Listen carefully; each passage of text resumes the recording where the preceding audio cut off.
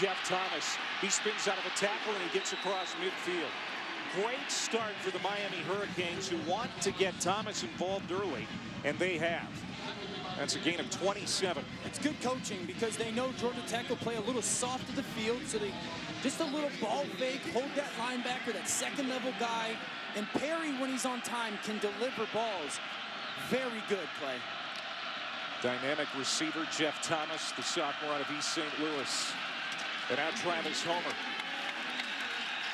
Not much up the middle. The run game has been very good for Miami. 300 yards last week against Duke. You get the impression that they may rely on it a little bit more here tonight with Perry at the controls.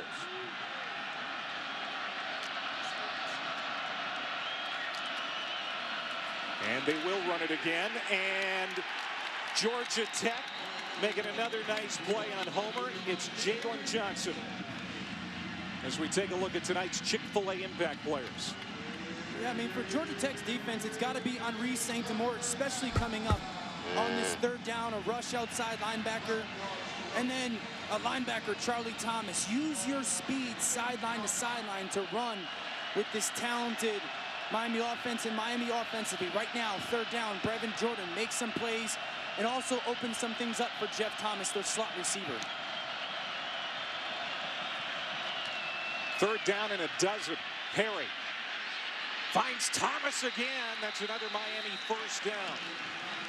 He's down at the 31-yard line. That's a gain of 19. That's the guy they want to get the ball to. They really switch release Thomas, and then Lamont Simmons, the receiver, the corner for Georgia Tech's going to follow Cager inside. And so Jeff Thomas becomes uncover on the sidelines because of that switch release. The last 3 games combined, Thomas, 9 catches, 51 yards. He's already got 2 catches for 46 in the opening series. Perry stands tall in the pocket, rifles another pass inside the 20. It's caught. And that is Lawrence Cager, the 6'5" junior receiver.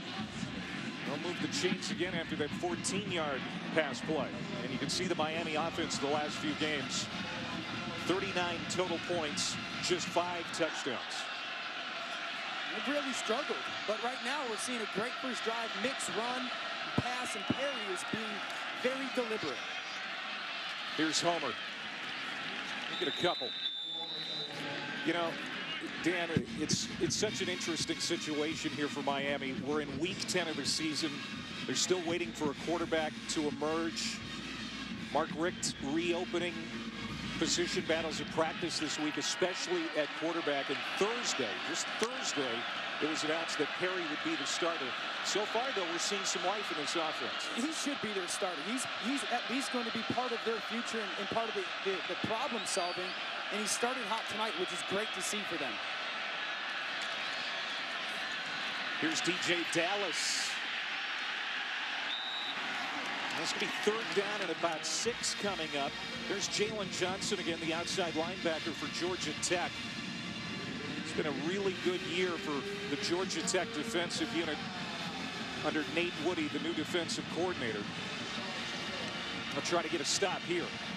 And if you're right now, if you're Georgia Tech defensively, you've been running a ton of fire zones all year. You know, blitz a guy and drop a guy. I would expect to see that, to see if they can confuse N'Kosi Perry. Inside handoff to Dallas, who try to bounce it to the outside. Gets by one man and gets by another to pick up enough for the first down. First down, goal to go, Canes. Great run by DJ Dallas. And Georgia Tech brings their zone blitz. And Dallas, who had some struggles last week, holding on to the ball with a huge third down run. Miami reliant on the third down run to Dallas to get the first down. Dallas again.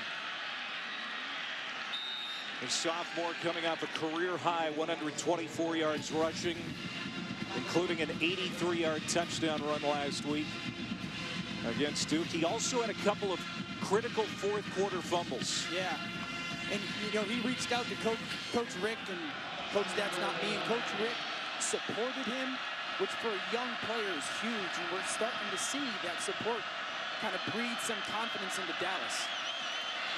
10th play of the series. Dallas again lunging toward the goal line as he stopped short by Charlie Thomas, true freshman linebacker. DJ Dallas, a Georgia native, originally committed to Mark Richt at Georgia. So he's back in his home state. You know, Clay, if you're Miami and you've gone on this incredible drive, I've got to imagine maybe a play action pass, thinking this should be 4 down territory. You don't want to go on this drive and get a field goal right now. So here we go, maybe some wildcat with DJ Dallas. We've seen this quite a bit this year. Dallas on the left side of the line takes it in. An impressive opening drive for the Miami Hurricanes. And DJ Dallas with his 5th rushing touchdown of the year. And now flags.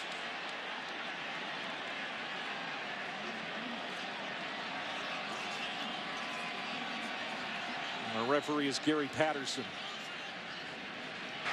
Touchdown stand after the play. Unsportsmanlike conduct. Number 54. Defense. A penalty will be enforced on the kickoff. Number 54's first unsportsmanlike. It's Kyle Surge Henderson, the nose tackle. But what an impressive opening series for Miami, who has struggled offensively the last few games. 3 for 3 on 3rd down on that drive. Bubba Baxa comes on for the extra point. Out of the hole to Jack Spicer, and it's good. 11 plays, 75 yards, 5:35 taken off the clock on the opening set. It's 7-0 Canes. Then first down passes, get Perry in rhythm. Those were huge for that drive. And now we'll see Georgia Tech on offense as we go to Chris Carter. All right, guys, let's update you on Bedlam. Time for DirecTV, more for your college football thing. Sooners have almost 700 yards of total offense in this game. There's Trey Sermon scoring. They lead by 7. Oklahoma State is driving. A minute left over on ABC. Yeah, there's still time on the clock, so that means that there'll probably be a couple more touchdowns. Man, whoever has it last, whoever doesn't make the mistake last. Thanks, Chris. Look forward to hearing from you throughout the night. So Georgia Tech has it first down at 10 from their own 25.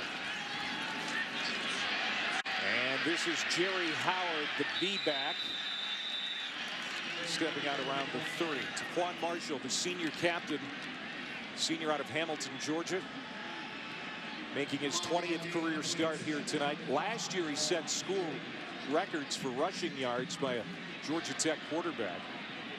Started last week but was taken out after only 3 drives. He told you and I this week that, I had some bad reads. Yeah. So I understand why Coach Johnson took me out. He'll pitch it here. This is Clinton Lynch. He'll get a handful. It'll be 3rd down and 2. This is a tough offense to defend. I can't tell you how good of a play this is on the perimeter by Trajan Bandy. A lockdown man corner defeats his block, sets a new edge, and saws off the ball carrier. That's a big deal. Those corners, him and Michael Jackson are going to have to do that routinely tonight for Miami's defense.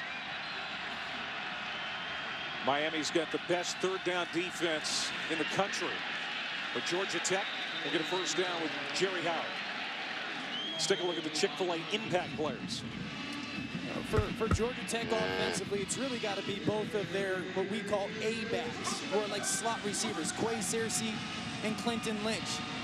Do everything tonight. Block, run the ball, catch it. And then Miami defensively, Gerald Willis, get some penetration.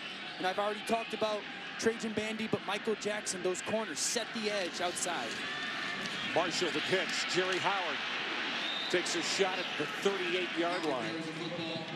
Shaq Quarterman, one of the best middle linebackers in the country, with the stop. Yeah, this whole linebacking core for Miami is very good. Quarterman did a really nice job there. So often, linebackers want to get downhill. he actually lost some yards there, gained some depth, so he knew he could get to the perimeter, and the lineman for Georgia Tech couldn't get to him. Second down and 7.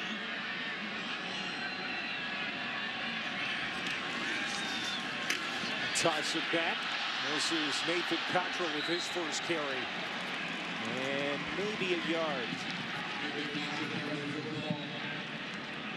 This is the #1 rushing offense in the country. 377 yards per game. Second is Army at 306. So there's a big spread. And then the rush defense for Miami, one of the best in the country. Also top 25. Yeah, I mean, they're top 20 in so many categories. Third down will be a little bit different tonight for them because Georgia Tech really treats third down like second down, so they'll stay in their base defense. But if you're them, you got to be thinking ball's going to be in TaQuon Marshall's hands. Marshall rolling out. He will throw here. Man wide open. It's Jalen Camp. Down at the 38-yard line. Just the 7th catch this year for the junior from Cumming, Georgia.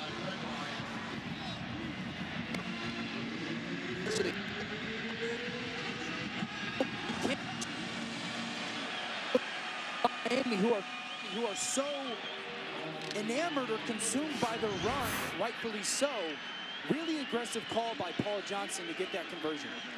A pickup of 20 yards through the air. Now back to what they do so well, the option, and it's Clinton Lynch. Versatile senior, APAC, only player in the program with 1,000 career receiving yards and rushing yards. Quan Johnson on that stuff. Second down and 6 from the 35.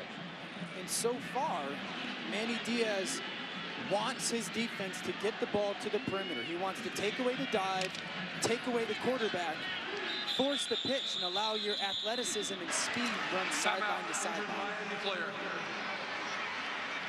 Now we got a man down. It's Jonathan Ford, defensive tackle for Miami. We'll check on as Georgia Tech goes back to work, and Marshall is spun down. It's going to be third down and fairly long.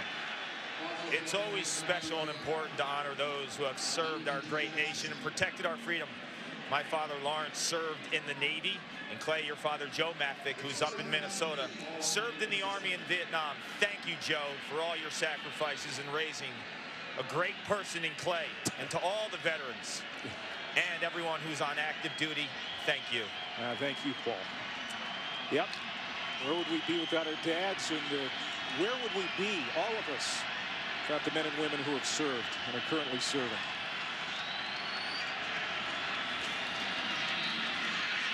Marshall cuts it up, and he is down. Gerald Willis, number 9. He is so active on that Miami defensive front. Let's go to Chris in the studio. I believe it was one Dan Orlovsky who said they're going to score more in this Bedlam game. They did. Cornelius finds Tylan Wallace for the score. They go for 2 with a minute left to go and down 1. No. Incomplete. It's just gone final. Oklahoma stays alive in the playoff hunt. Wow. Wow, wow. Try to put a Holders in, huh? Sooners still alive. Certainly Bedlam, yeah. Still alive for the college football playoff. Still a chance. A Big 12 representative will emerge, and now we're going to get a penalty flag, and Willis, who just made that great play moments ago, was offside. And here's why this is huge, Clay, because you're now going from 4th and 7. Offside. Defense. Number 9. 5-yard penalty. Still 4th down. You're going from a 4th and 7, where Georgia Tech offensively is a very small playbook, to now 4th and 2, where everything is wide open, and now it's going to force Miami to defend all options, whereas in the 4th and 7, you could have taken a couple away. Huge penalty. 10th play of the series, 4th down and 2. Georgia Tech goes for it a lot on 4th down. 50% on the year. And it looks like they're going to pick this one up too. No, ball came out. Tito Odenigbo knocked it loose, and Georgia Tech was able to recover, and they've got enough for a first down. Yeah, Odenigbo rips it out as TaQuon Marshall's really going to the ground.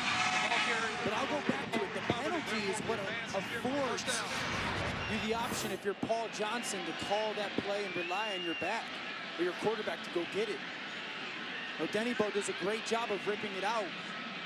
And Georgia Tech, very fortunate that it falls really right into Marshall's lap. Turnovers are going to be such a key statistic here tonight for Paul Johnson's team. That has been a problem for them this year. Marshall finds some real estate up the middle, all the way to the end zone. What a run for TaQuon Marshall. And Georgia Tech answers back on their first series. And that's an example of why TaQuon Marshall is starting for Georgia Tech.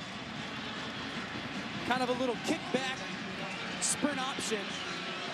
And Miami's defenders overflow, and Marshall with great vision to cut back. Man, the penalty burns Miami's defense. A conversion, one play, touchdown for Georgia Tech. Now Wesley Wells on for the extra point. And we're tied at 7. Georgia Tech's opening drive mirrors Miami's. 11 plays, 75. Joined by the wide receiver who played for Georgia Tech in the 2000s. And Calvin, this is a special night for you. You're going into the College Football Hall of Fame in New York in December. You're honored here between the first and second quarter, and I know everyone around here in this stadium loves number 21. And when you look at your career, you were a huge recruit in this area. We got to play here, Calvin, okay? Fumble. Get in the goal. Oh. Nice. There you go. Your Georgia Tech guys just made a huge play. And a fumble. I know you're loving that. You know, Calvin, you were a monster recruit in high school. Why did you pick Georgia Tech? I picked Georgia Tech over Georgia, but mainly because of the education. I knew that if I got a degree from Georgia Tech, whatever it being engineering or what have you, that I could work anywhere I want to work. You know, that's the main reason. Just in case football didn't work out, I can have a job wherever I want to work in whatever field I want to work in. Well, the crowd loves it because Georgia Tech has the ball. How did Georgia Tech prepare you for the greatness in your career in the NFL? I think the one thing that Georgia Tech did for me was it gave me a dose of reality from day one. You know, if I didn't have my priorities straight, and that was school first and then athletic, then I was going to get my butt ran off of campus because I'm going to fail out of school. So I think that that's one thing that Georgia Tech does for you. We're in a replay review right now. We're going to hold on for just a moment. So, Johnny Kerr, guys, recovered that fumble, took it down to the 1-yard line. Here's another look. It was DJ Dallas on the return for Miami. Now, was his knee down before that ball came out, Dan? That's what they're looking at upstairs. Stepped out of bounds right there. And then also Kerr could have been out of bounds. Of course, yeah, it looks like he was on the return. But first things first, was Dallas down before the ball came out? It looks like that ball gets punched out before DJ Dallas was down, and it's probably going to be Georgia Tech ball somewhere around the 23-yard line. Why I know that is because I saw the 21-yard line marker that has the 21 written on it for That's CJ. right. Good landmark. Yeah. I think it's going to be a fumble.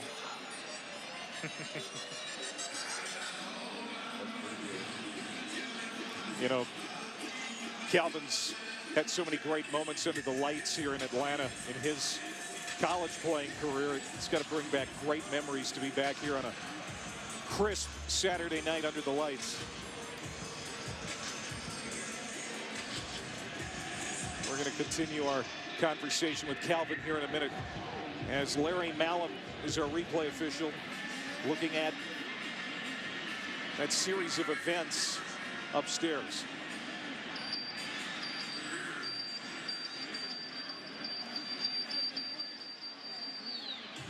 Here's a call from After Gary. review, the ruling on the field stands that there was a fumble and recovery by Georgia Tech. The ball carrier stepped out of bounds at the 23-yard line. 23-yard line. Please reset the game clock to 3 minutes. 3 minutes. So there you have it. Georgia Tech gets it back. First turnover of the night belongs to Miami as we go back down to Clark and Calvin. Well, Calvin, I know you're loving that call. And I watched you make plays here for many, many years when you were in college. What are your greatest memories? Man, I guess number one, first and foremost, would be Clemson. That was my second career game. It was at Clemson, but being here at the Flats, man, there's so many remarkable moments from playing Virginia back in the day to beating Miami here. Oh, man, go on and on, really. You know, from that to the great coaches, teammates we had. There's some remarkable times playing here, and I still say to this day that this is the best field I've played on. Wow, that's saying something. You know, see, I was fortunate enough to play years, and I know you're a physical freak and all that.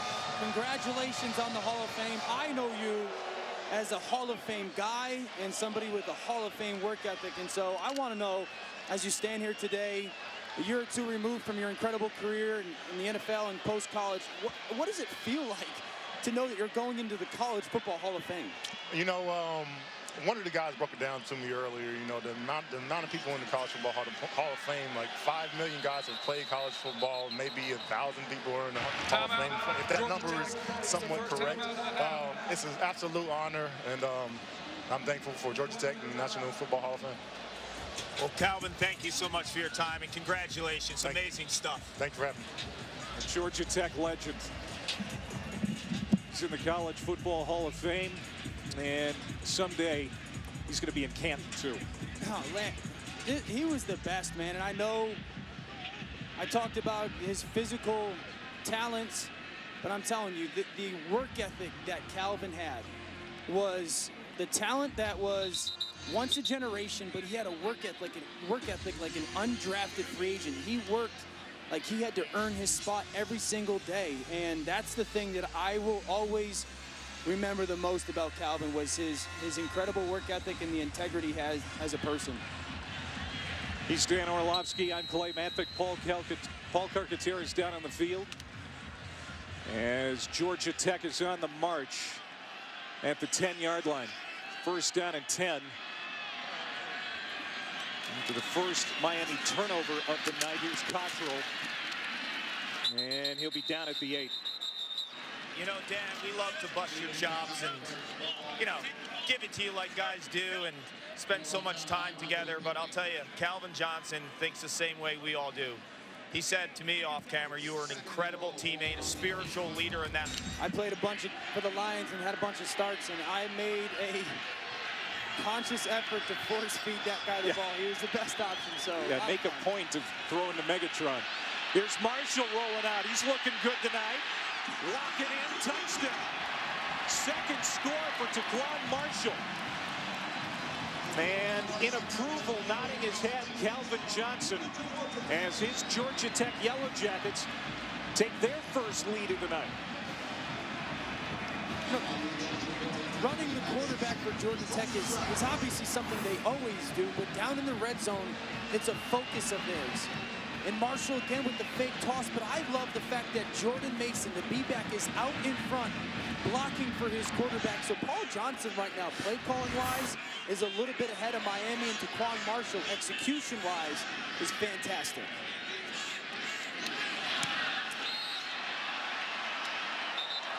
Marshall admits he had some bad reads last week, deserved to be taken out most likely. Finish. Number 2, penalties decline. Extra point is good.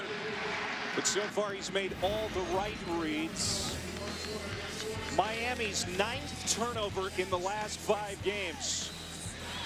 Scooped up by Kerr, and Marshall turns it into the second. George told us, yeah, I'm still a little sore. Not quite 100%, but really looks good running the option tonight. Yeah, it looks good so far. I mean, really, it's just his decision-making. That's how he excels in this offense. Those dive reads, pitch reads, he's got a great grasp of it. Well, Mark Richt putting Jeff Thomas back on kickoff return after DJ Dallas fumbled the penalty flag. This might be a personal foul. After the play, personal foul, unnecessary roughness. Number 25, kicking team, 15 yards, running the run. Well, don't forget, Tuesday on ESPN, we're going to have the exclusive reveal of the next college football playoff top 25 rankings at 7 Eastern. Reese and the guys will break it down for us. We'll have coaches' reactions and another live interview with the new committee chairman, Rob Mullins. And you can always watch it live on the ESPN app. All right, here are your top 6. I mean, the one that's different is West Virginia at 6th, and really the playoff ranking. West Virginia can score with anybody. I just trust their defense more than I trust Oklahoma's. Cam Davis with his first touch tonight, the 4th string true freshman running back. You want to get him some early work, and there's his first carry. I mean, so if you're N'Kosi Perry, freshman, on the road start, you have a great first drive, and then, man, Georgia Tech gets an offsides penalty. They go and score. You get the kickoff return fumble, and they go. It's almost getting a reset here, restarting the game for you, essentially.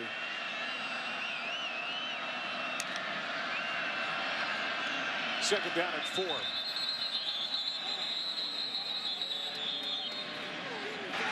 Prior to the snap, false start, number 62. Offense, 5-yard penalty, second down. Miami is averaging close to 7 penalties over their 3-game losing streak, and they have done nothing here tonight to give us any indication that they're cleaning things up. Yeah, and Clay, this is a team that, because of turnovers and penalties, have really started to struggle over these last few weeks, and it's just that little lean that gets them. And here we are with 30 seconds left in the first quarter, and Miami's running their second play of their second drive. Not the ideal situation to beat a Georgia Tech team. Jeff Thomas is in the slot. Perry's looking that way, but it's going to be complete to Wiggins. Excuse me, yes, D. Wiggins, the true freshman out of Southridge High School in Miami. That's his 5th catch of the year, and it makes it a manageable 3rd down situation after the 7-yard catch. That's going to be the last play That's the end of the first quarter. 3 touchdowns.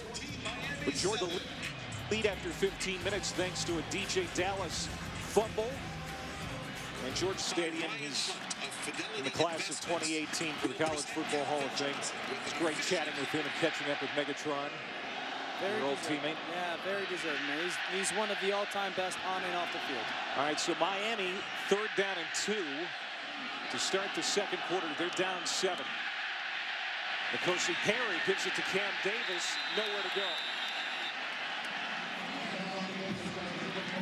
That is Brant Mitchell, the inside linebacker, making the tackle. A little help from number 90, Brandon Adams.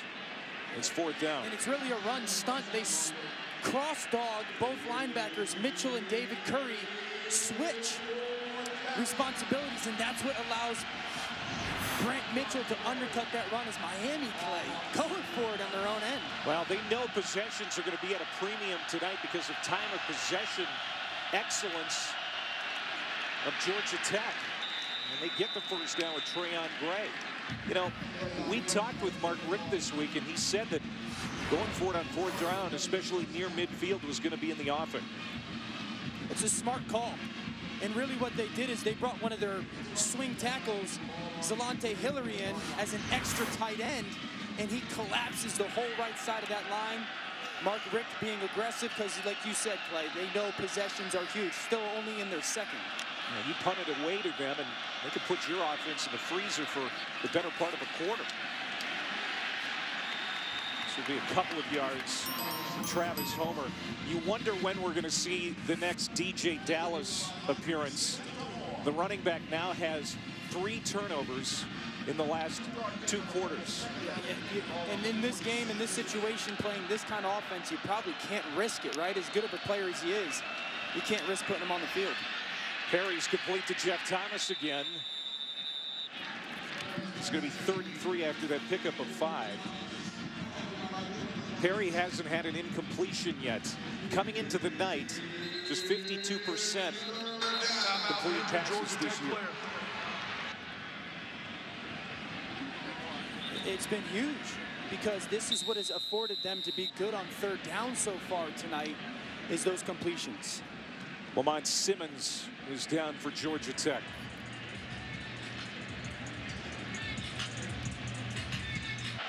3 for 4 tonight. And somebody was in the neutral zone, I think.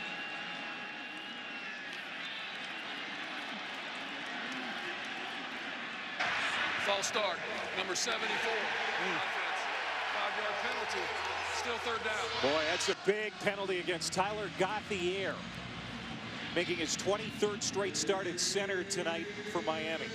I bet you that was a little bit of a hard count. They're trying to get Georgia Tech to jump off sides, and Gauthier had just a little bit of a flinch, a little bit of a lean back, and that's what caused Georgia Tech to jump off sides. And this totally changes Miami's play call on third down now, because I bet they were going to run it there thinking it was a 4-down territory. So now instead of 3rd and 3, it's 3rd and 8. Play action, Perry going for Thomas. It's batted away. Trey Swilling, the son of a college football Hall of Famer, Pat Swilling. Well defended. And Georgia Tech's going to get off the field. Man, N'Kosi Perry's going to want this one back, because off his backside, Georgia Tech blitzes the corner. And he had Cager going down the sideline by himself. Now Swilling makes a great play on the ball on the comeback to Jeff Thomas. But man, on the sidelines, Miami needs to communicate that to N'Kosi Perry. Jack Spicer on for the first punt of the night. Rugby style rolls to the 19-yard line, and it's dead. That was the first incompletion tonight. Here's TaQuon Marshall. He's got a couple of touchdown runs. Gets across the 25 to the 26-yard line. TaQuon Marshall told us how excited he is to play under the lights here tonight at Bobby Dodd Stadium, and he is showing up under these lights. It was really cool to hear him talk about that, right? He almost revered it, you know, how excited he was and was going to be lit up. But really what stands out right now for the offense plays, Paul Johnson is utilizing Miami's speed and aggressiveness with some counter stuff to help his offense. Jerry Howard, and it'll be 3rd down. Let's go to Chris. Let's start with Auburn and Georgia right up the road from you guys here in Athens. Look at the halfback pass from Jatarvius Whitlow. Booby finding John Shanker, 7-6 right now. Auburn on top, and then Jet Duffy hitting TJ Vasher for Texas Tech rather, leading Texas 7-0. All right, Chris, thank you very much. 3rd and short. Marshall pushed back, and it's 4th down. John Garvin, the outstanding defensive end, having a terrific sophomore year, made the stop. And what makes this play is Garvin's physicality. I mean, he blows up the block from Georgia Tech right back into Marshall, and it doesn't allow Marshall to be able to make the decision. Physicality from Garvin makes that play. 8th in the nation in tackles for loss. That's going to be no gain on the play. 4th and 1. A long one.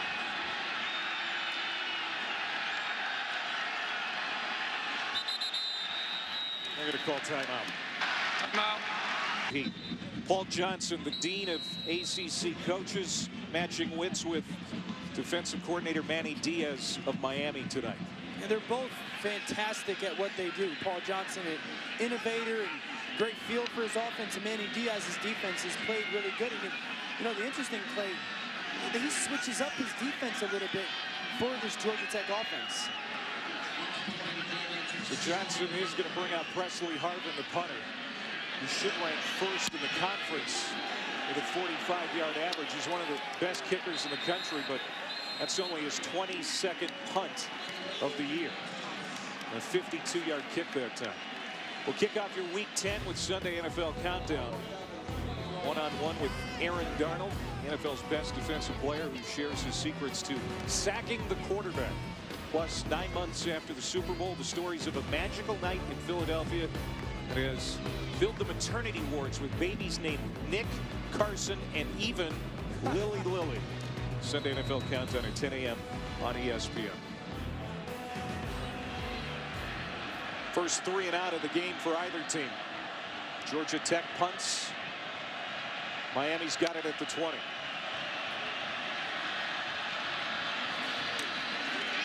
Thomas, that's going to be a loss. Let's go to Chris Conner. Okay, let's check in on Notre Dame.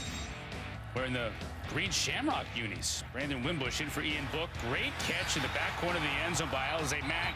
It counts, up 14-zip over FSU. Love the uniforms. And with Ian Book out, everyone thought, well, maybe that offense is going to take a step back. Not the case so far. Yeah, I mean, Wimbush is serviceable. As long as he doesn't turn the ball over, that offense is too talented to really slow down. The freshman quarterback hands off to Travis Homer. Good run. And it looks like he's going to have the first down. Travis Homer had a season-high 133 yards and a touchdown last week against Duke. Mentioned it before, the Canes ran for 300 yards despite the terrible conditions in the rain. Another one out to the flat. This is Will Mallory, true freshman tight end. They get some really good tight ends at Miami. Brevin Jordan, who we haven't seen yet, might be the next great Miami tight end. They get Mallory involved here, so it'll be 2nd down and 3. And we see those good first down completions. Easy for N'Kosi Perry. It gets them into functional or short second downs, and your run game now becomes a bigger part of your game plan. Now running with Homer. Looking for room on the left side of that line. Looks like he's going to be a yard short of the first down. Owens and Serge Henderson combine on the stop. And so now 3rd and 1. And Clay, we're getting back to here they come with Zalante Hillary, the ex-tackle. So they've got a bunch of beef on the field, and they're probably going to run behind that extra offensive lineman to go get this 3rd down conversion. Homer and Gray in the backfield, ball's loose. A bad exchange from center to quarterback, and Georgia Tech says they have it. And they do. Miami continues to shoot itself in the foot.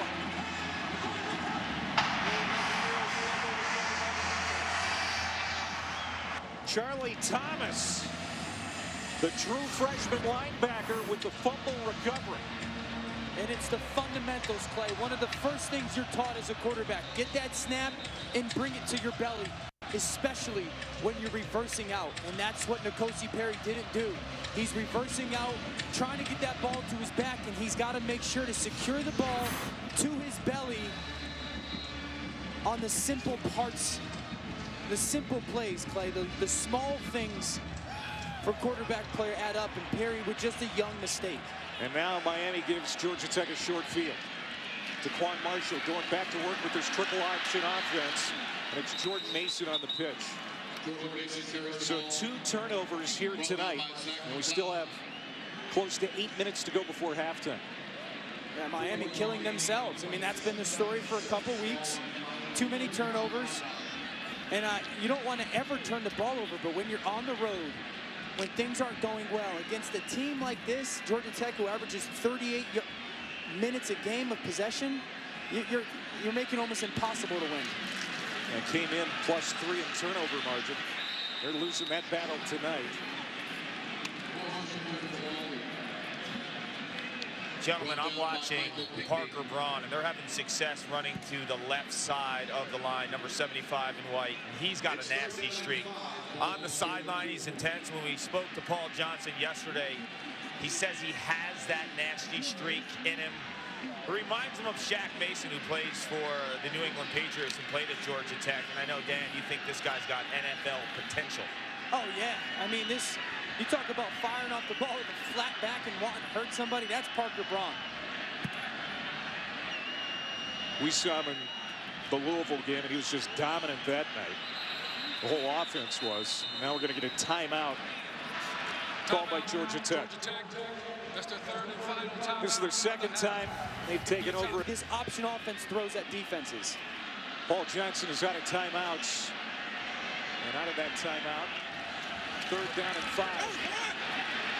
Mason spinning, working hard. He's got the first down and more. down to the 24-yard line. An inspiring run for Jordan Mason. And guess who he got behind? Number 75, Parker Braun. And it's really that B-back dive. TaQuon Marshall just read Bethel from Miami, upfield a little bit. Handoff for that B-back, and that is the heart and soul of this offense. If you don't take that away, you don't have a shot to slow it down. It's like trying to bring down a baby bull. He's averaging over 6 yards per carry.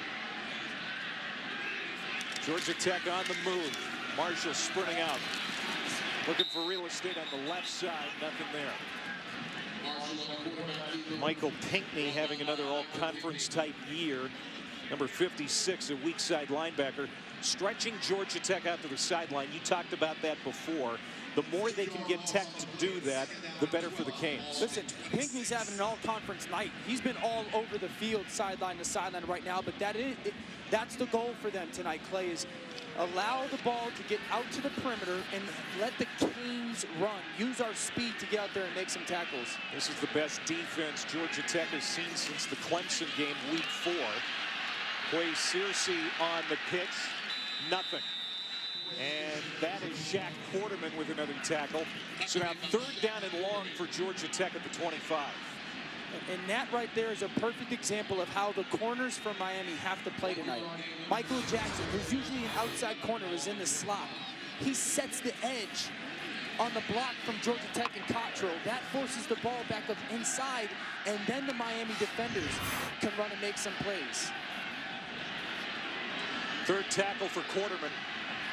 14-7 Georgia Tech with the lead, looking for more. Trying to convert on 3rd down and long. They're going to go with the dive play to Mason. And we'll see if Paul Johnson runs out the field goal kicking unit. They have not attempted a lot of field goals this year. I got to imagine that Paul Johnson's going to go for this. Or kick a field goal. Either one. Well done, my friend. Yeah, Wesley Wells is going to march out. He is 2 for 2 on the year.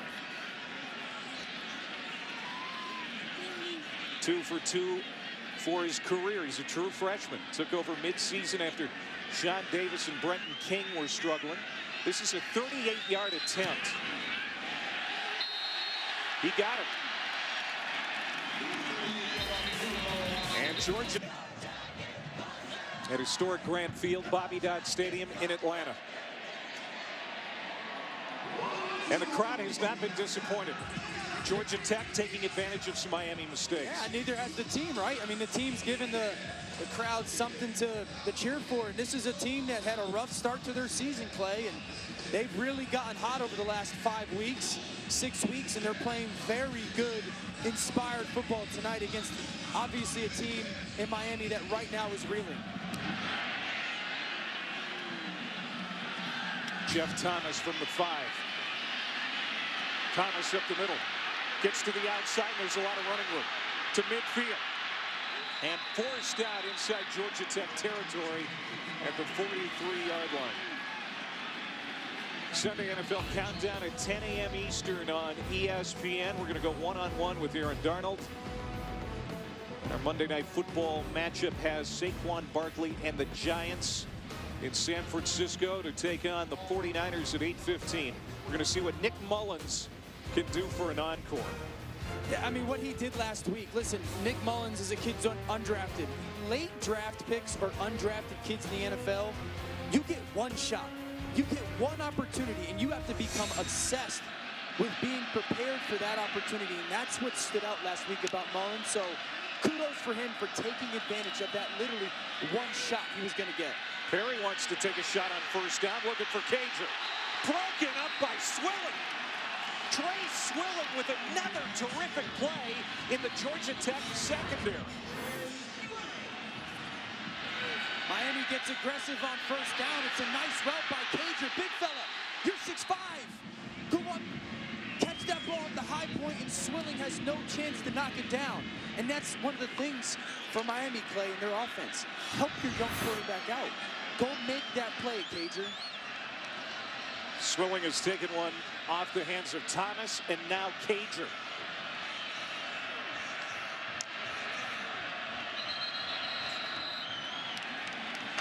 False start, number 55, offense, 5-yard penalty, second down.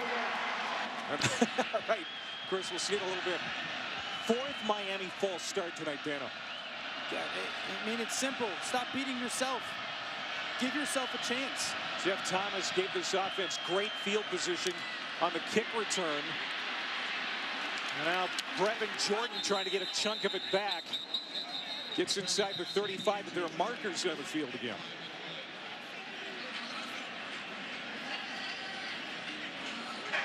Personal foul. Illegal block below the waist. Number 6. Offense. 15-yard penalty. Repeat, second down. It's Mark Pope, the true freshman wide receiver. Yeah, you know, Swilling was coming up. He's the outside receiver, and they're just throwing that little bubble to Thomas. His responsibility is go block Swilling. You can't go saw him off from the outside in. You cannot go below the knees from the outside in, and that's something that this Miami receiving crew has struggled with, is blocking on the perimeter. Clay, all he needed to do there was stand in the way. That ball is already going to out-leverage you. No need to go make that block, and another penalty that we're seeing hurt Miami's offense. It's all these little things that some of their young players are struggling with. And now it's backed up to the Miami 48. And this will be whistled dead.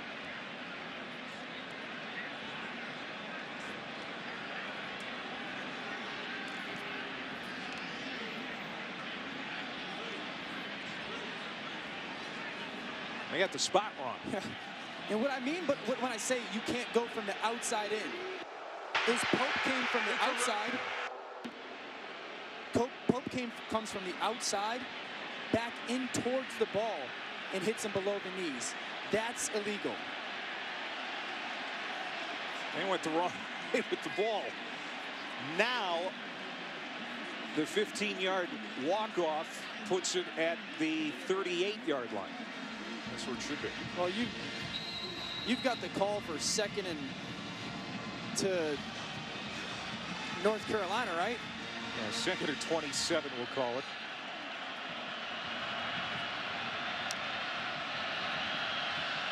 Georgia Tech showing some pressure off the edge. Perry on the draw, swarmed under. Brant Mitchell, the senior co-captain, the heart and soul of that Georgia Tech defense, leading the charge. And now it's third down and a mile. I'll tell you, this is an example of a guy being a smart football player. He saw that Homer flushed out of the backfield. Once Perry puts his foot in the ground, he doesn't look like a passer. Mitchell just fires his guns. Homer's gone. Cool, now I know you're no longer a threat. I'm going to go after the quarterback. Really, really smart play by the senior Mitchell.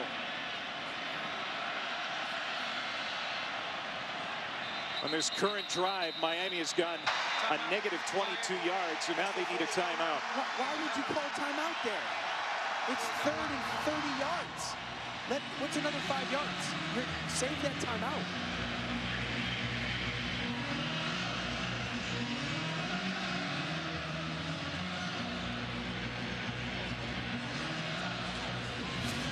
Well, Georgia Tech has Miami on its heels. The Canes get out to the early lead. DJ Dallas capping an 11-play touchdown drive, but then Georgia Tech answering back. TaQuon Marshall getting the start at quarterback. He's got 2 touchdowns tonight. The second off a DJ Dallas fumble on a kickoff. Georgia Tech has added a field goal, and it's 17-7. Place got a little juice right now, Clay. They're trying to stay warm themselves.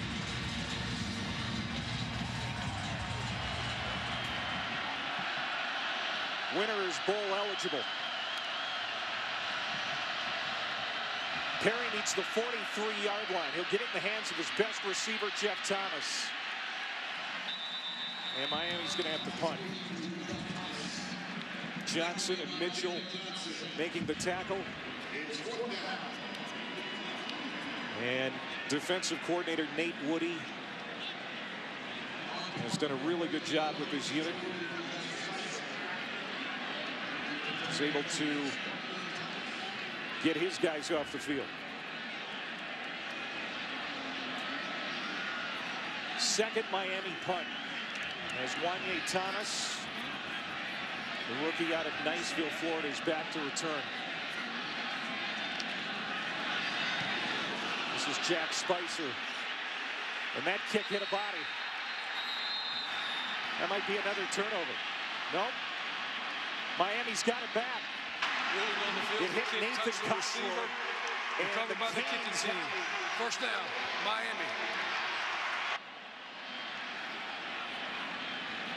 I always found that so hard. For the team with return unit. I don't know if this is on purpose for Miami, the style of this kick. But as you see, everybody on the Georgia Tech return team, they've got their backs to it. They think the ball's going up in the air, and they're looking at their returner for some, navigation. Hey, what's going on? But the ball is 4 or 5 feet off the ground. Cottrell has no clue, nor should he. And so if that's planned by Miami, well executed. Yeah, it was really well executed. And now the officials are going to look at it again. We've got a review with 1:33 to go before halftime. Miami needs a break to go its way. Absolutely. The penalty on the last drive really set them back, but as these return guys, special teams After wise, review, ruling on the field is confirmed. First down, Miami. That's going to stand. You're always taught, find your returner. He's going to tell you where the ball is, but I can't say that the ball was 4 or 5 feet off the ground, and so it happened so quickly. Cottrell doesn't think he's 20 yards downfield. He doesn't think the ball is anywhere near him. So Miami catches a break, and now you got to capitalize, Clay. Shaq Quarterman wearing the turnover chain. That's the first appearance of that icon here tonight. In the last time Miami had good field position, they were aggressive to cage or downfield. I'd like to see them do the same thing. DJ Dallas back in the game.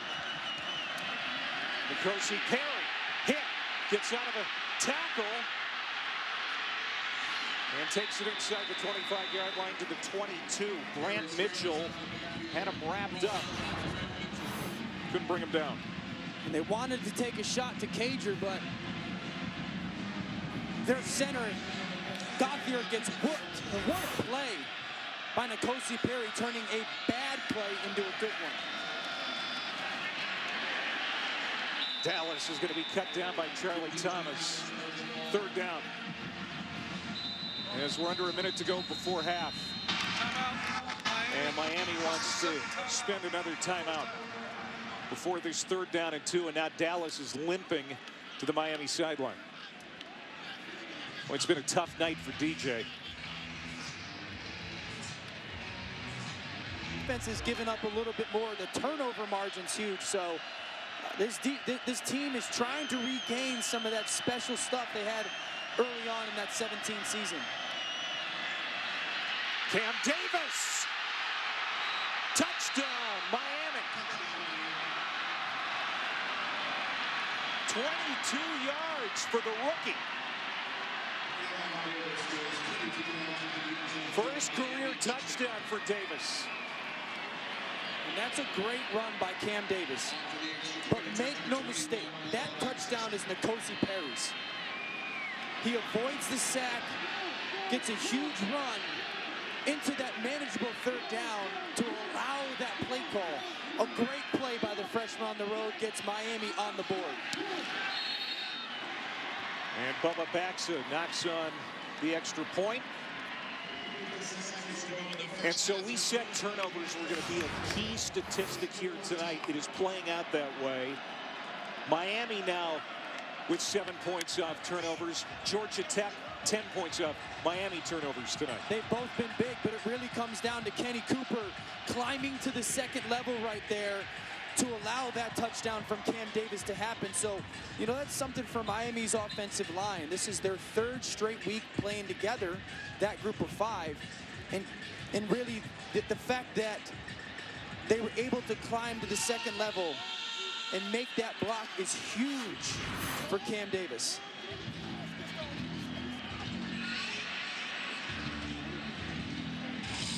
Cam Davis playing in his 4th game of the year tonight.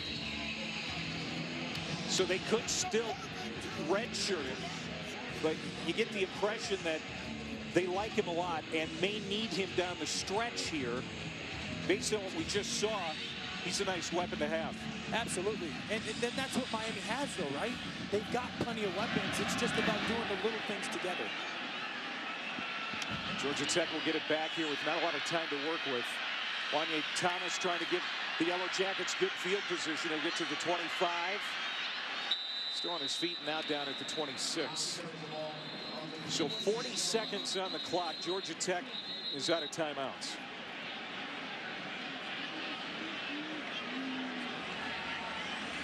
And this isn't a great passing offense, so we'll see how they manage these 40 seconds. It's an even game. You know, it's really just been what? The turnover by Miami on the kick return, and then some penalties. But both these coaches have got to go into the locker room thinking, okay, we played okay. There's still some things we could do much better. Whoever does that will come out on top.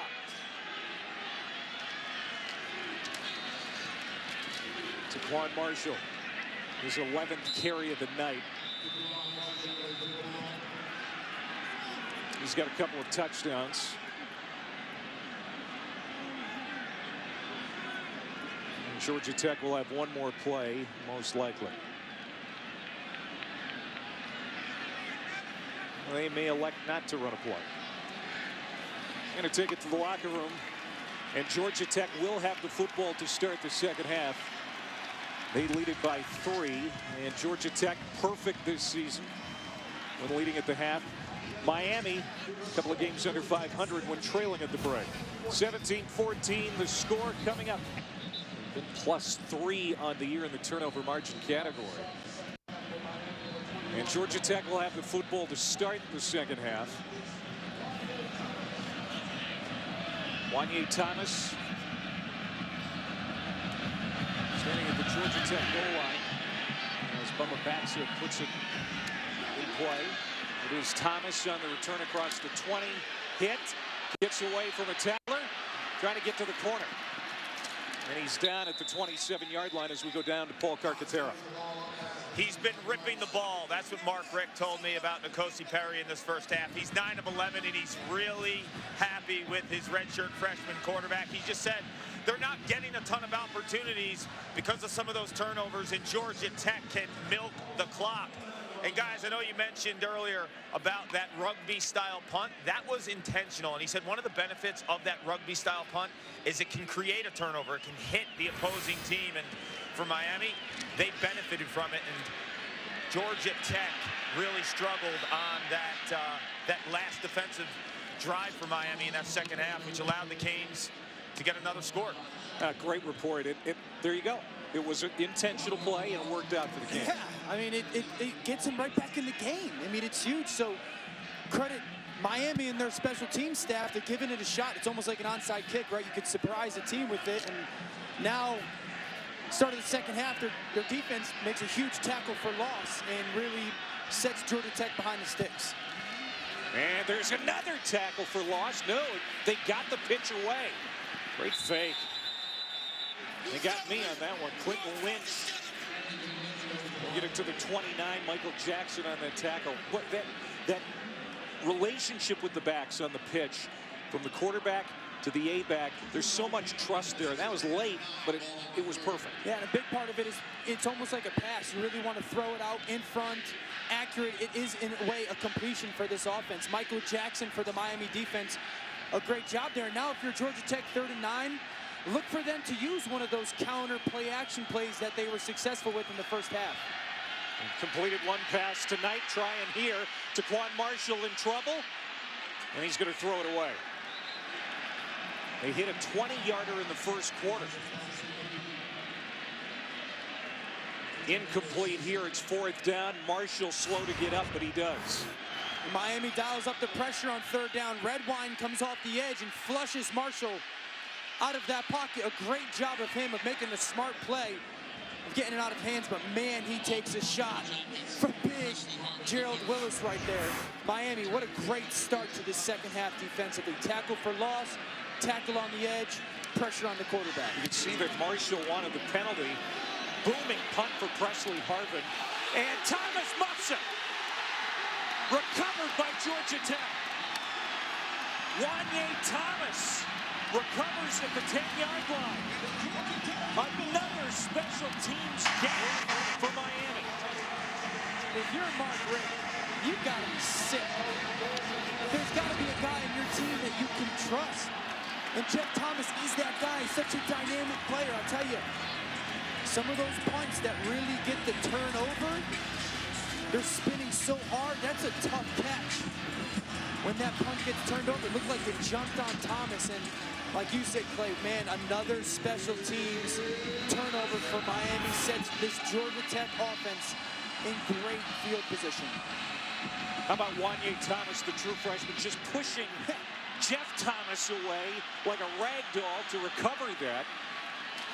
And now golden opportunity for the Yellow Jackets. And Tobias Oliver is in for the first time at quarterback. The redshirt freshman signal caller who has been terrific when he's been called upon this year. And Clay, they play a little different with him in the game, right? I mean, he's not as in tune to all the reads when it comes to the option as TaQuon Marshall. So we'll look to see some called quarterback runs for Tobias Oliver, who's a very slippery guy on the edge. Got the start at Virginia Tech. Came off the bench last week at North Carolina. The last 2 weeks, Offensive Rookie of the Week in the ACC. Cottrell trying to step out of a tackle on the corner, but Javonte Dean is able to bring him down to the turf. So now third down goal to go for Georgia Tech. So TaQuon Marshall looked very good in the first half, but Paul Johnson has brought Oliver in. What do you think the reasoning is? Well, Paul Johnson has said, listen, if you're not going to go and lead us on drives after drive for scores, I'm going to bring Tobias in the game. And so as Marshall now comes back, it's really just a feel for Paul Johnson. Hey, who do I think is the hottest hand and really the best option for us? And I would imagine Marshall in the game now because it allows the playbook to be a little bit more wide open. And Marshall doesn't like what he sees, calls timeout. Georgia Tech. Play clock is winding down. And so Georgia Tech uses a timeout 5. And TaQuon Marshall back in the game now. I got to imagine they're going to get him on the edge against this Miami D. Marshall looking to throw, and now he's going to tuck. And he's going to get hammered for a loss of 1 by Tito Odenibo. The defensive tackle having a good night. And now it's 4th down, and the field goal unit will come out for the second time tonight. You know, Clay, I don't know if I love that play call. I mean, you're not a throw the ball from the 5-yard line on third down team, but Odenibo really does a nice job of spinning off the block and forcing Marshall to kind of try and get a cut outside. I just think something of a reverse or misdirection. Stay true to who you are there is better for Georgia Tech. Georgia Tech has 37 red zone touchdowns this year, most in the ACC, but twice tonight they've had to settle for field goals. They add to their list. They're putting on themselves. Really just, you got to take a deep breath and go play because you can't fix it all in one play. DJ Dallas on that return as they go back and forth in the return game. Thomas and Dallas have both had turnovers in special teams tonight. There you see the points off turnovers for Georgia Tech after the Wesley Wells 23-yard field goal. Now 13 points off of Miami mistakes for the Yellow Jackets. And that's why Georgia Tech has a lead. But I will say this. Their defense has done a great job on both those times of holding Georgia Tech's offense to a field goal. All right, so N'Kosi Perry will start out of the gun. 8 for 10, 89 yards passing in the first half. No touchdowns, no picks. Wants to throw here on first down. Takes a deep shot downfield for Cager, and it fails to click as we go to the studio with Chris Cotter. Okay, got an update on Cincinnati for you. Group of 5 team in the mix. Michael Warren is just a diesel. Takes this one to the house over on ESPNU now. Bearcats have taken the lead over South Florida. Boy, Fickle has done a great job with Cincinnati. That's a big back right there, Clay. Yes. So the Bearcats having a great year under Luke Fickle. 2nd and 10 now for Miami. This is Homer finding some running room up the middle. Travis Homer with a good run on 2nd down, but there's a flag on the play. Holding, number 50, offense, 10-yard penalty. Repeat 2nd down. Here we go again. The left guard, Vencel Boulware, Tennessee transfer with the hold. That's the guy that Homer makes his cut off of. He was able to put his foot in the ground and cut right inside of him, but Boulware just loses his feet. To me, that's a little ticky-tacky. I don't really see that as a hold. It looked like he had stood Henri St. Amour for Georgia Tech up. The ball was past Boulware before his hands ever got outside his body. I don't like that call.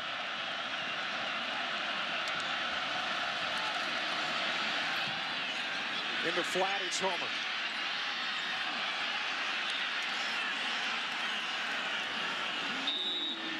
And we've seen 3rd down and extremely long for Miami a few times tonight. You know, early on, they did a really good job of no penalties, efficient first downs, and that's why they converted some 3rd downs. Right here, I know on 3rd and long, they really like 2 things, Clay. They like to get verticals, but don't sleep on a screen. If you can catch Georgia Tech in one of their fire zone blitzes and hit them on a screen, could be a big play. 94 is Henri St. Amour. He leads the team in tackles for loss and sacks. He and the Yellow Jackets are coming, and Perry will get to the 30 and no more. 4th down. And the punt unit will come out for the Canes. Really well done by David Curry for Georgia Tech. Both their linebackers, him and Brant Mitchell, very smart. He did a nice job of just hanging in his zone. Perry's going to come to you. Huge tackle. Mark Rick, this is the right choice. Punt this ball away. Plenty of game left. How many drives this year for Miami have been killed by penalties? Well, you can add another one. 6 penalties now against the Miami Hurricanes. Tech fight that Clemson dominant D-line. TaQuon Marshall cutting it up. He's got a 1st down. Nice counterplay, TaQuon Marshall. We know about the shoulder, and he has hinted that he's been fighting through injuries all year. Might be the reason his numbers are down compared to his junior year. Started all 11 games last year. He rushed for over 1,100 yards and 17 touchdowns. Passed for over 900 yards and 10 touchdowns. I think he has really done a good job here tonight. And he'll hand off to Jerry Howard. Straight up for a couple. You know, Clay, you're mentioning TaQuon Marshall, and you watch Tobias Oliver play, and a lot of people are thinking, why not play him all the time? Well, TaQuon Marshall's the leader in the locker room. He's a senior captain. His teammates know he plays hurt. He's an emotional guy and a spiritual leader of the team, too. And Paul Johnson told us yesterday, for this offense to be good, it's like baseball. You got to be good up the middle. Yep. Your center, your quarterback in Marshall, and your B-back. And tonight, they got it. He is a dynamic personality, too. As it's Howard again. And you know the one thing that I thought was great, you guys, is when we talked to him this week, he said that he was happy for Tobias Oliver's success. And you don't hear a lot of quarterbacks say that, you know, when they're competing for the same job. Yeah, it speaks to his character. And I'll go back to remember when we talked to him about, hey, what's Saturday night under the lights in Bobby Dodd Stadium going to be like? And he just thinks so highly and appreciates this program so much. And Tobias Oliver is a teammate of his. He helps this team win. That's the most important thing to TaQuon Marshall. Paul Johnson rolled Oliver in for a couple of plays, but back to Marshall, and he's moving this offense as Jerry Howard gashes the Miami defense right up the middle. That's a gain of 13 and a first down to the 33-yard line. Yeah, Bethel, the left defensive tackle, just loops out. That's an easy read for TaQuon Marshall on that. The Georgia Tech offensive linemen are almost falling because there's nobody for them to hit. And so Bethel just out of gap right there, and that leads to big plays. Back to Howard.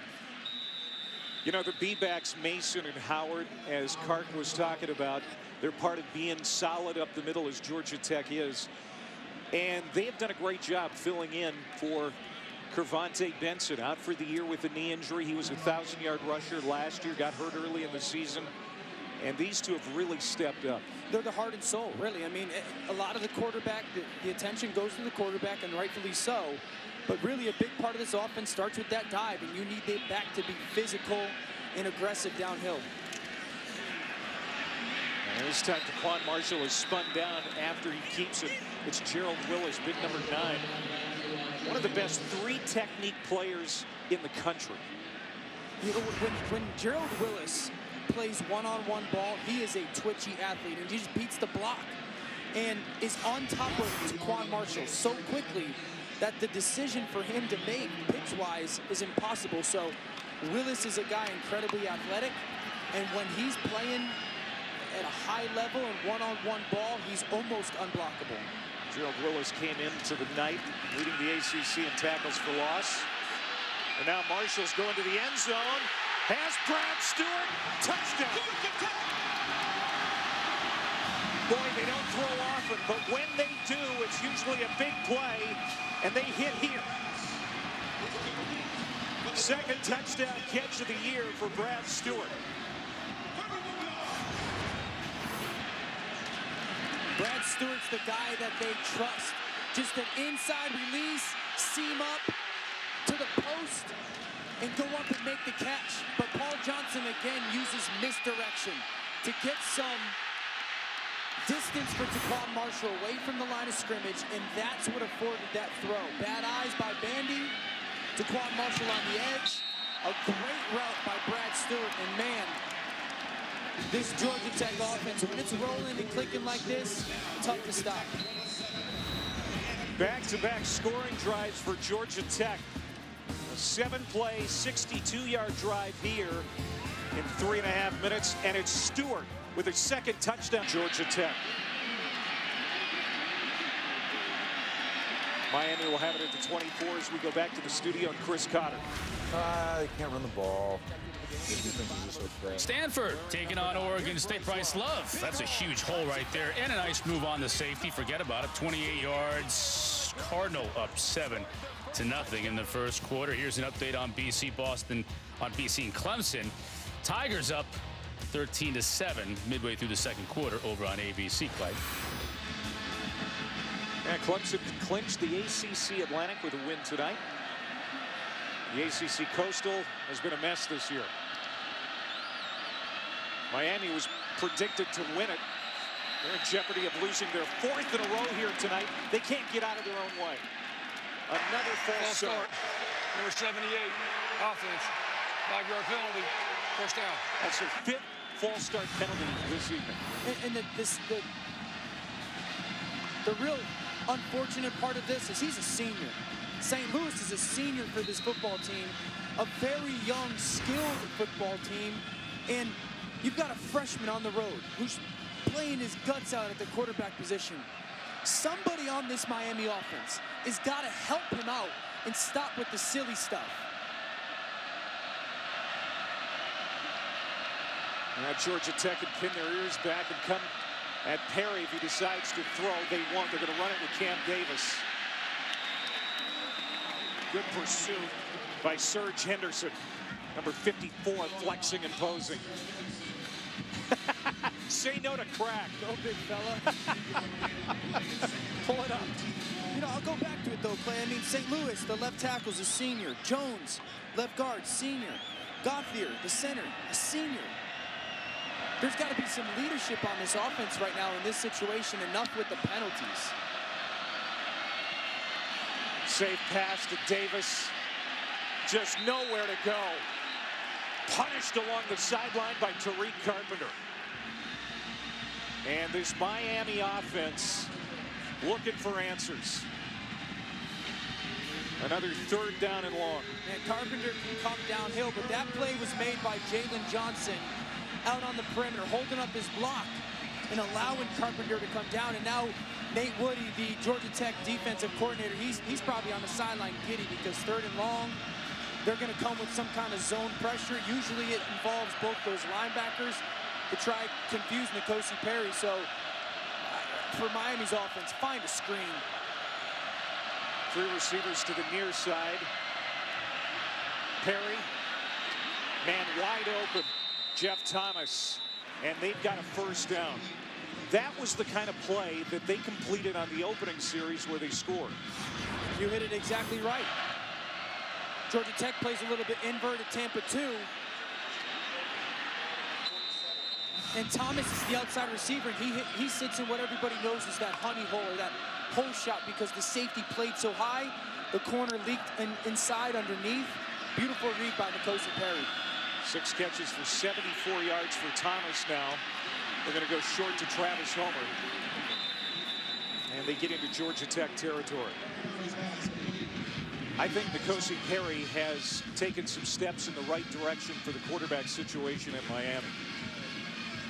Well, there's no, I mean, those two plays back-to-back are perfect examples of it. A third and long on the road, different coverage. He finds the honey hole, turkey hole shot. And then, again, making a bad play, which was going to be a sack, into a good one, finding his completion. N'Kosi's been very, very impressive. Second down, we call it 6. So going to be a corner blitz, bottom of the screen. And they do burn pressure. They run away from it.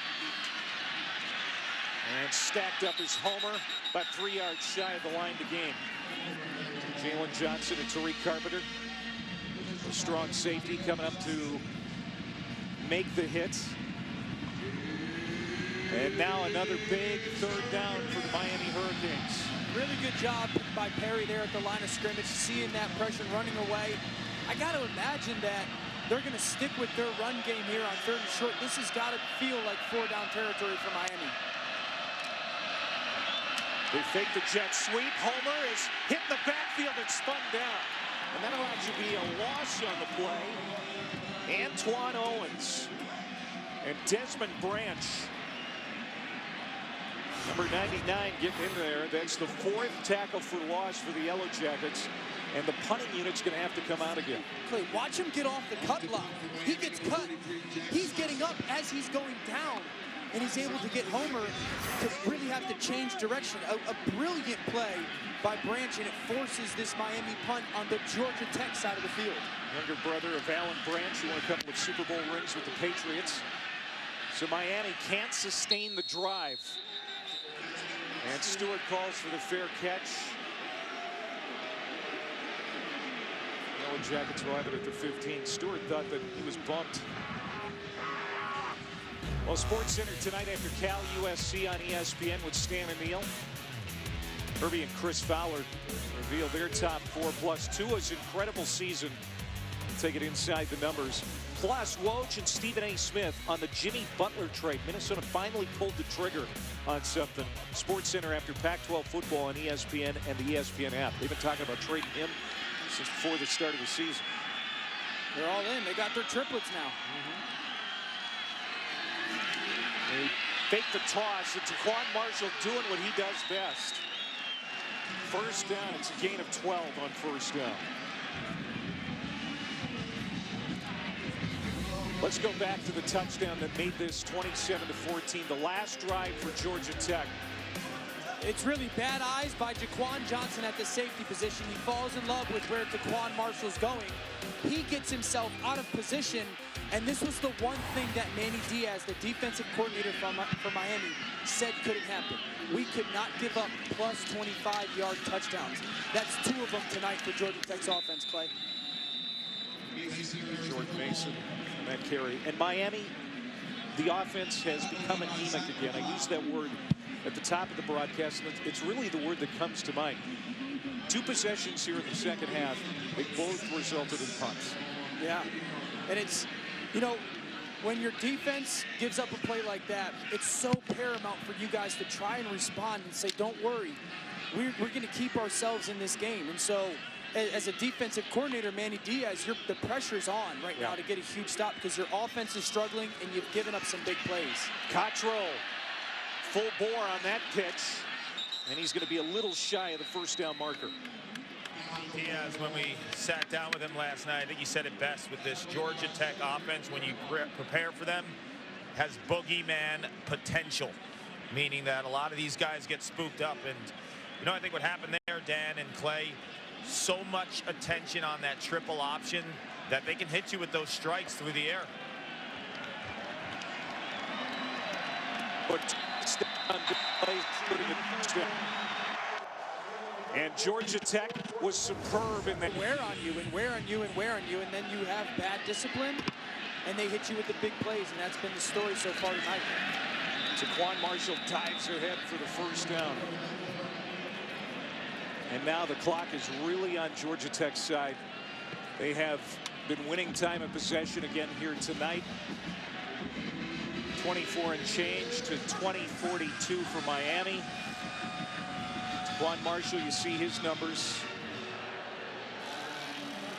That was his 4th touchdown pass of the year when he hit Stewart in the 3rd quarter. You know, it's hard to keep receivers engaged in this offense, Dan, but they managed to do it. End around here is Cottrell. Busts a tackle. And he's pulled down at the 29-yard line finally by Quarterman. Boy, Nathan Cottrell, 5'11", close to 200 pounds. Hard to bring down. And it's a big play of 24 yards. It's really the story of the game. Is Paul Johnson has used the aggressiveness and the speed of the Miami defense against them. That is the 7th or 8th time we've seen some form of counter or misdirection for the Georgia Tech offense. It's brilliant play calling right now from Paul Johnson. 4th play of 20 yards or more for Georgia Tech tonight. As Mason will pick up a few, and that's what Manny Diaz was saying. We cannot give up big plays, and especially big scoring plays. Georgia Tech's got him for those too. It's hard, right? It's hard, and everybody knows it. The interesting thing is when you talk with Paul Johnson, how are teams going to line up against you? And he looked at us and he said, fellas, I don't care. I don't care. It's not how you line up. It is who you line up with. And, you know, for this Georgia Tech offense, they believe in this offensive line, and Paul Johnson is going to do what they do. Searcy on the toss sweep. Well read. Romeo Finley, that tackle. Now, but if you were a wide receiver, is Georgia Tech at the top of your list? No, but it was for Calvin Johnson, who's going in the college football Hall of Fame. They didn't run the triple option when he was playing. It was for Demarius Thomas, who's had an incredible NFL career. You know, one of the things that stands out is you understand you're going to get well coached. It's an incredible institution academically, and you learn some of the stuff that is going to help you be a pro. You know, you learn some doing the dirty work, blocking on the perimeter. Let's see if they go to the air here on 3rd and 10. Marshall will send Searcy in motion. Oh, ball comes out. Searcy scrambles and dives on it to protect the possession for Georgia Tech. That was blown up in the backfield by Jackson. Marshall's lucky there because it's almost a situation you're trying to do too much, and that's where he's gotten in trouble. You're in a bad place right there with Johnson right on top of you. Eat it. Take that loss, hold on to the ball, don't even put it in harm's way. Little lucky again that Quay Searcy's right there, because that's one of those situations. That's a fumble in return. So TaQuon, you've had a great evening. Don't try to be a superhero. And it knocks him out of field goal range in a way, Clay. You know, I mean, that was fringe field goal range. Now you're thinking about probably either going for it or punting. Delay They're of going to game. take the delay of game. I was going to say, take the delay of game and punt it. Force this Miami offense to drive 90, 95 yards down the field on you. Yeah, they've got a great weapon in Presley Harvin. Very good punter. Probably going to punt in the NFL someday. So bring him out. Try and pin Miami deep. Yeah. Make the offense drive the field on you, right? I mean, they haven't done it that much this evening. Your defense is playing really well. No reason to give them a short field. This is the right choice by Paul Johnson. Boy, the return game has been awful tonight for Miami. DJ Dallas is going to let this one bounce at the 10. And it's dead at the 5. And Harvin does what he does.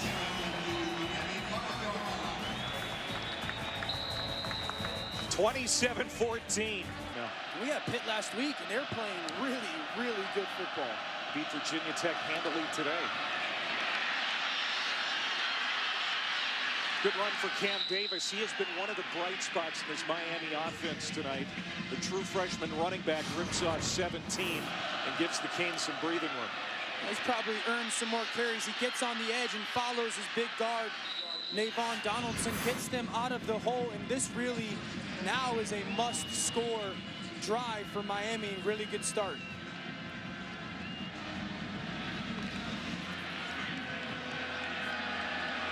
At some point, Miami's going to have to take an early shot downfield.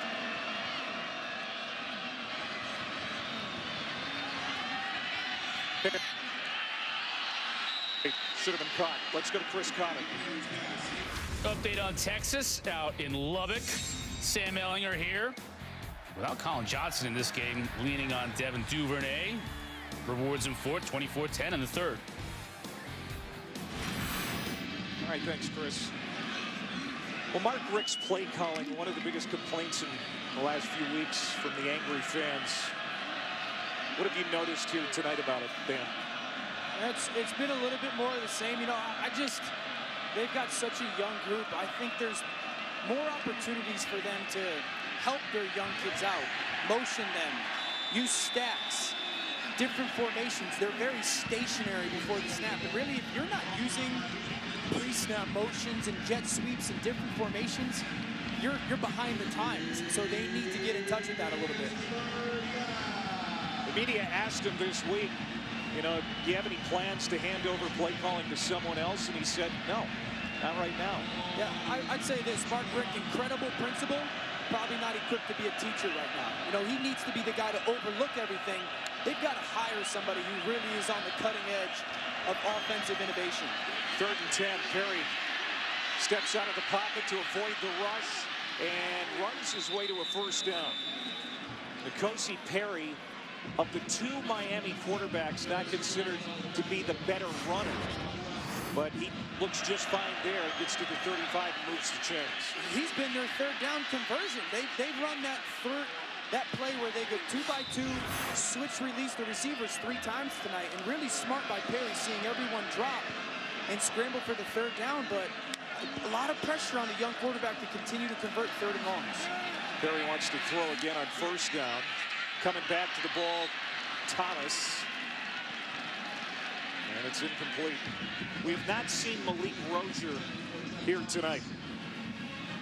And when Mark Richt talked about the quarterback situation this week, he said that if he picked a starter, it was a pretty good chance there wouldn't be a switcheroo during the game, that he would stick with one guy, and so far he has in N'Kosi Perry.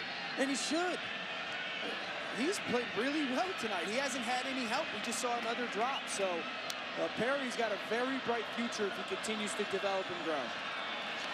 Pumps to the right, comes over the middle, and the pass is incomplete.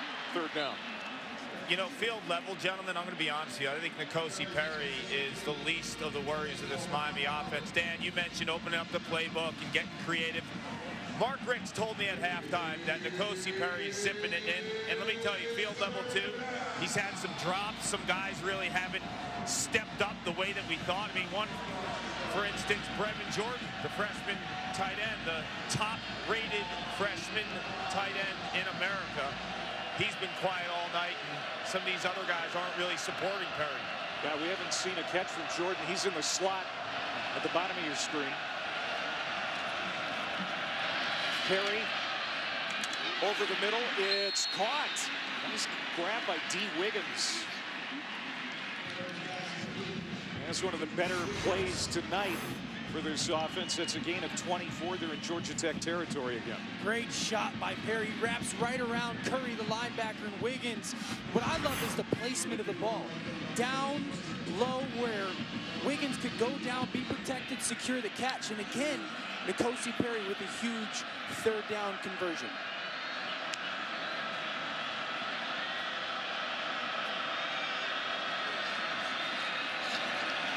Perry steps up, wants it all, looking for Wiggins, incomplete. Now Wiggins was bumping with Trey Swilling. Swilling was bumping with Wiggins. No penalty flag. And now we got a man down for Georgia Tech. Brandon Adams, the nose tackle. Win on the road the other night at North Carolina State.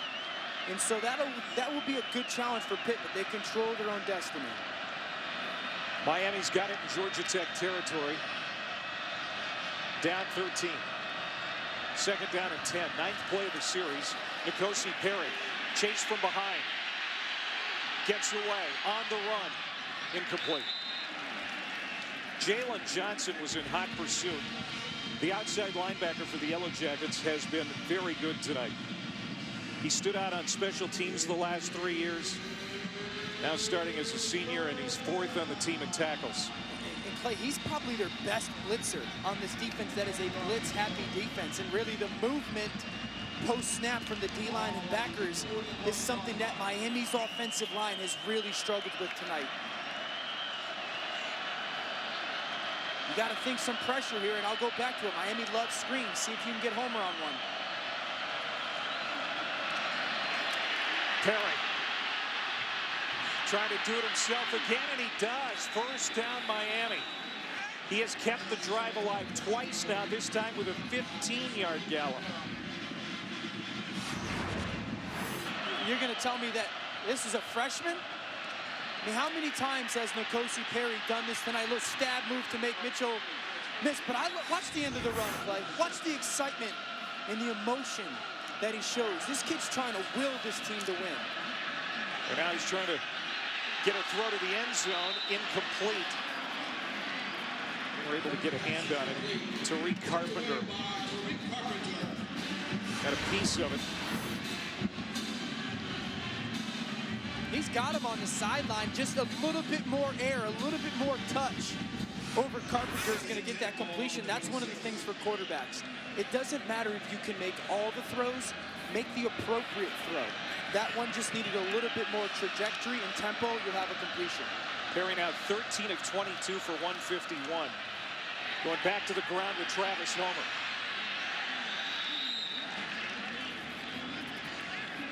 Homer, who rushed for almost 1,000 yards last year, makes this a third and manageable for Miami. But the clock is under 8 minutes to go here in the ball game. They need a touchdown. Yeah, you got to think it's 4-down territory. And so with this being 3rd and 4, I want two things. I want to see the run game involved, or let me find Brevin Jordan on a short route and a mismatch on a backer. 13th play of this drive, the longest drive of the night for the Canes. Perry to a man wide open, it's Homer. First down, look at him lower his shoulder and get to the 5. He just hammered Malik Rivera. Perry looks left. He's wanting to find Jordan on a little stick route. Feels the Georgia Tech defenders kind of collapse inside. Really good job by the young quarterback knowing who's the answer. Defense did this, I'll respond with Homer. Really good play by Perry. Churning to the 2-yard line. Homer, who missed some practice time this week with a strained left calf. He's obviously good enough to go here tonight. He has played well. Coaches absolutely love him. And they'll feed him again. Touchdown, Canes. They had to have it, and they get it. Travis Homer with the payoff. His 3rd rushing touchdown of the year.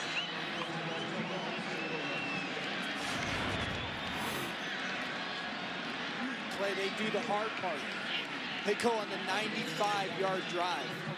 And that drive is N'Kosi Perry's and Travis Homer's. They accounted for a ton of yardage. It started with a good play on first down, backed up, a bunch of third down conversions by Perry, and they get a crucial touchdown. Backs his extra point. Makes it 27-21.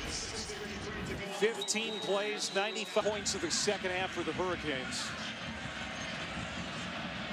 And they're within 6 points with under 7 minutes to go. Can they get it back? That's the thing with this Georgia Tech offense. They can hold the football for a long time, and they will start from their own 31 as we go back to the studio and Chris.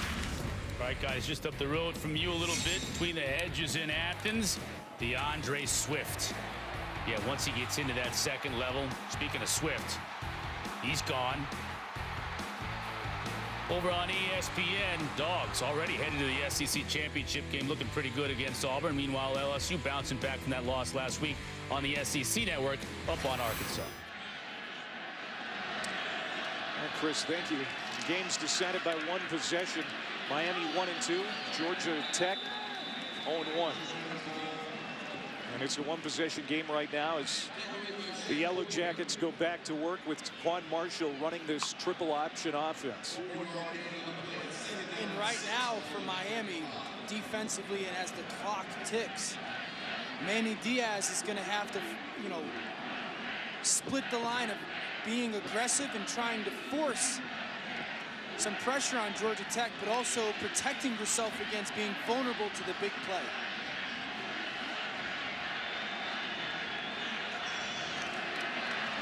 TaQuon Marshall will keep it. And he's going to take a loss. Joe Jackson, the junior defensive end, leading the charge. And it's third down. And Jackson, a great job of stretching that play out. And if you're Miami's defense, this is the exact situation you wanted.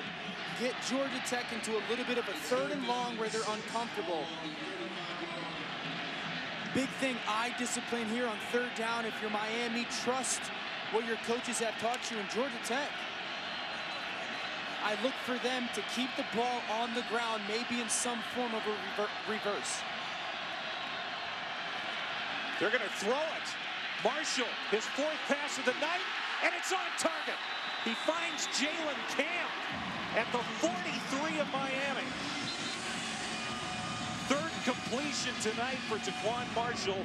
They're all over 20 yards. I don't know if Georgia Tech's thrown 4 times in the past decade under Paul Johnson, but Camp, they do a little bit of a play action fake, see if you can get a defense to flow one way, but physical at the top and watch the hands extend out. Go catch the ball, Jalen Camp. Marshall hangs in there, makes a beautiful throw, and Camp with the big body. Huge third down, because now you take off another 2.5 minutes if you're Georgia Tech. I go back to the dive. Their bread and butter, it's Jerry Howard. The balance of the game last week at North Carolina, he threw only 2 times, and they were both strikes. He ended up being over 100 yards in passing offense on 2 passes last week. Again, they don't throw a lot, but when they do, they're deadly. They're number 9 in the country when it comes to yards per pass attempt.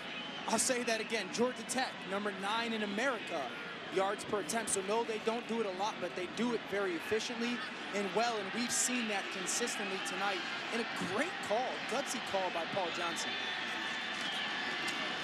Howard right up the middle. Still pushing the pile. And so now it's third down and 2 as they're going to spot it at their 35. Pinckney was right in there at the point of attack.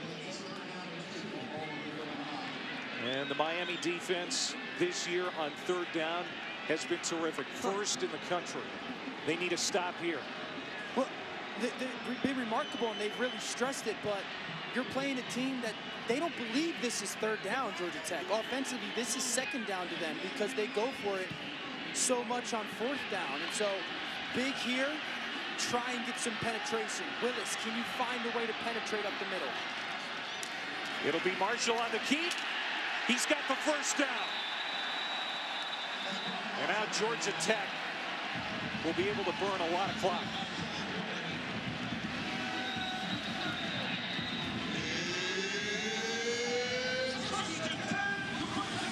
Timeout.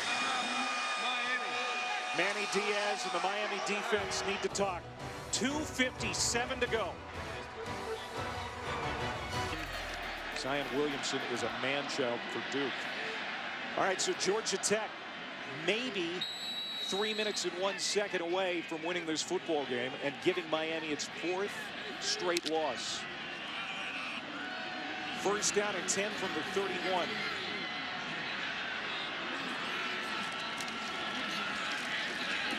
And Jerry Howard will pick up 3, and we're going to take a timeout. That's their second timeout. Quick commercial. Georgia Tech, how well they've played. It's fascinating almost in a way that Miami could lose 4 in a row. Try to find a way to get a huge stop defensively. Toss sweep. Cottrell. He's down at the 25-yard line. Another 3rd down Timeout. situation. Their 3rd and final timeout. And Miami calls its final timeout. So the Canes will be unable to stop the clock.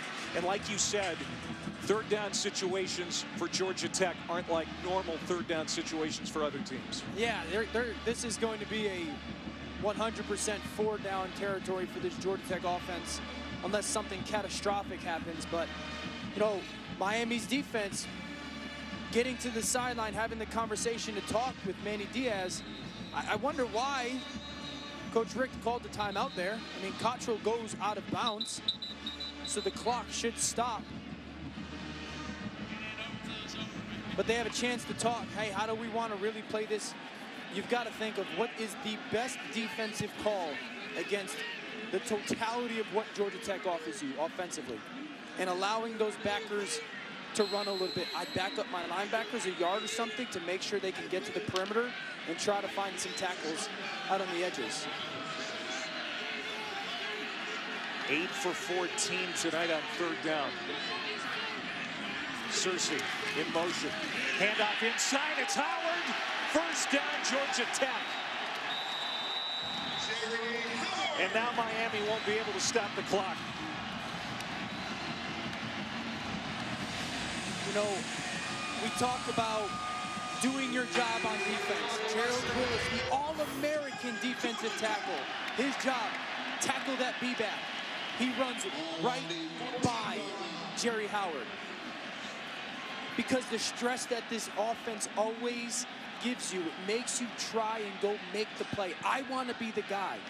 Manny Diaz said, we've just got to do our responsibility for what the play shows. And Gerald Willis right there gets caught up in the moment.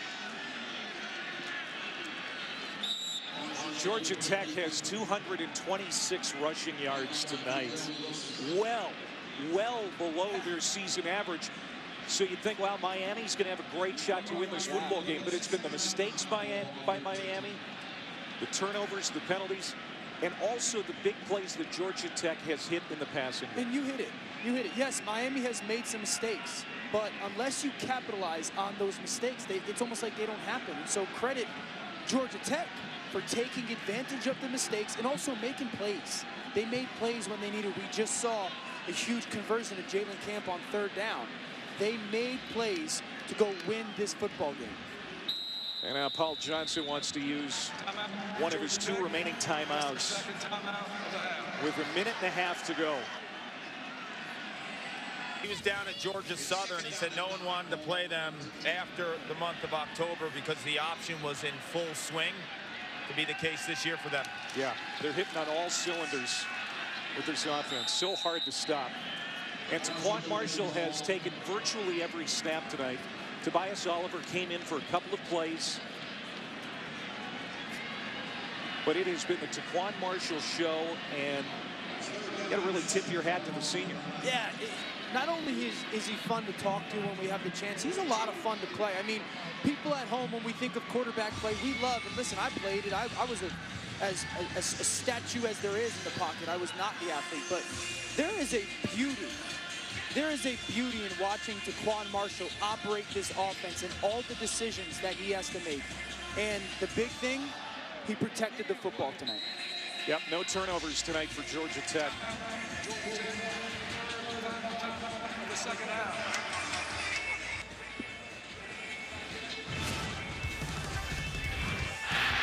It was a sloppy first half for the Miami Hurricanes. Georgia Tech taking advantage. The muff punt was, I think, the critical turning point in this football game where Thomas was just thrown aside. Thomas recovers for Georgia Tech. And the punishing touchdown pass to Stewart. All part of a big night for these Yellow Jackets. And it's great for them to come on a night when they honor Calvin Johnson, one of their greats, into their stadium on a Saturday evening and get a huge win. And Clay, they've played better. They deserve to win. They've protected the football. They've made plays. Their defense has been very opportunistic. And the star of the show, TaQuon Marshall, has executed. This will be the third four-game losing streak in the last 3 seasons under Mark Richt. That's fascinating.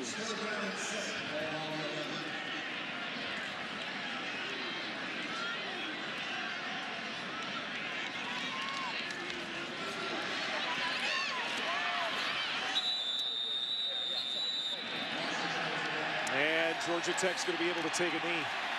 Or maybe not even have to run a play. Nope. They don't even have to run another play. Georgia Tech is bowl eligible for the 20th time in the last 22 seasons. And they are assured of postseason play this year after missing bowl season last year. Miami comes in here hoping to get things back on track, can't do it. And they were their own worst enemy. Yeah, a lot of self-inflicted wounds for Miami. They're going to watch this tape and see how much they gave a great part of this game away, but credit Georgia Tech. They made the plays, they earned their win, and they're bowl bound, and nobody's going to want to play this team moving forward with this option offense. 3 turnovers tonight for the Canes. Georgia Tech turns it into 13 points, and they win at 27-21. Next on ESPN2, back to the studio for College Football Scoreboard with Chris Cotter and company. Thanks for watching. For Dan and Paul, I'm Clay. We'll see you.